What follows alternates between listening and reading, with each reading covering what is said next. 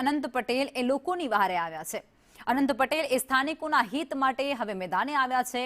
બોરિયાચ toll plaza પર toll મુદ્દે ગડકરીને તેમના દ્વારા પત્ર લખવામાં આવ્યો છે। જે 21 વાહનો પાસેથી જે ટોલ ઉઘરાવવામાં આવી રહ્યો છે તે મુદ્દે આ પત્ર લખવામાં આવ્યો છે।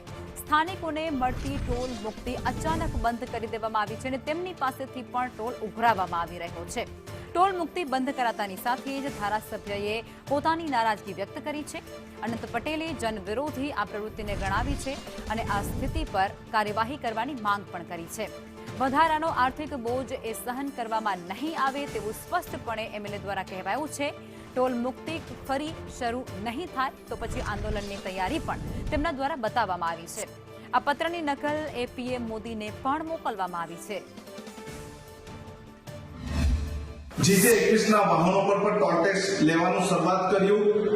અમે કેન્દ્રીય મંત્રીને ગત રોજ પત્ર પણ લખ્યો છે। અમે કોઈ પણ જાતનો ટોલ ટેક્સ આપવાના નથી।